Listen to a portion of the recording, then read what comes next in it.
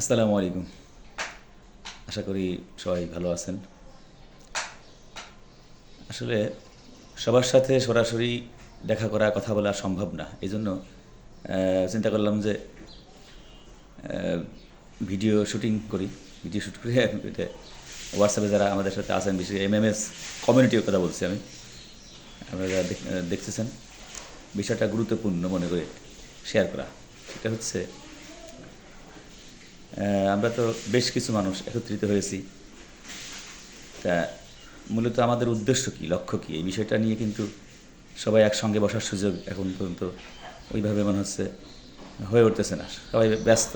আমার মনে হয় যে আপনারা আপনাদের অপনিয়ন, অনুভূতিটা এই ভিডিও বার্তার মাধ্যমেই দিতে পারেন। এর মাধ্যমে আমরা একে অপরের মতামত জানতে পারবো। আর আমার কিছু মতামত ছিল, সেটা আমি ব্যক্ত করতে চাচ্ছিলাম। আমাদের সবচাইতে গুরুত্বপূর্ণ বিষয়টা কি, আমি 4-5টা বিষয় আমি নিয়ে আসবো। তার ভিতরে আমার মনে হচ্ছে সবচাইতে গুরুত্বপূর্ণ যে বিষয়, এই 4-5টা বিষয়ের ভিতরে আমি একটা নিয়ে আজকে একটু কথা বলবো। সেটা হচ্ছে শিক্ষা। আমরা যারা প্রায় 100 জন মানুষ একত্রিত হয়েছি এখানে, আমাদের মানে কী করব, আমাদের মূল ফোকাসটা কোথায় করা যায়, এই বিষয়টা নিয়ে। শিক্ষার বিষয়টা, আমাদের প্রত্যেকেরই সন্তান আছে। ভালো প্রতিষ্ঠানের কিন্তু ভালো প্রতিষ্ঠান থাকলেই হবে না, সেখানকে যে ব্যয়, সেটা মেকআপ করে আমাদের পক্ষে সেই শিক্ষা বাচ্চাদের দেওয়ার কঠিন হয়ে যাবে।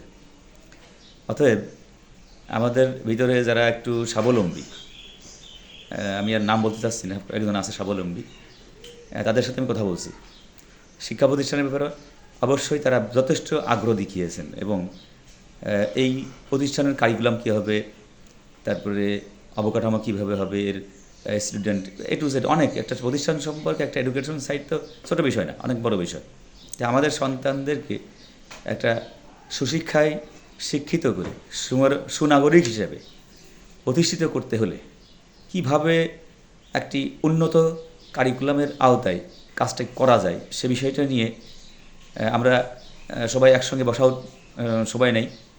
সুতরাং আমি চিন্তা করলাম যে আমার মতামতটা আমি শেয়ার করি, আর আপনারা যারা আছেন আপনারা আপনাদের মতামত সময় মতো শেয়ার করবেন। আমি যেমন এখন ভিডিওটা দিচ্ছি, আপনাদের ফ্রি যখন সময় হবে তখন ভিডিওটা দেখবেন। আমার অনুরোধ রইল গুরুত্বের সাথে ভিডিওটা দেখার, এবং আপনি আপনার মতামত ব্যক্ত করবেন। তাহলে আমরা একে অপরের মতামত বুঝতে পারবো, এবং আমরা কিভাবে এই বিষয়টা নিয়ে এগিয়ে যেতে পারি।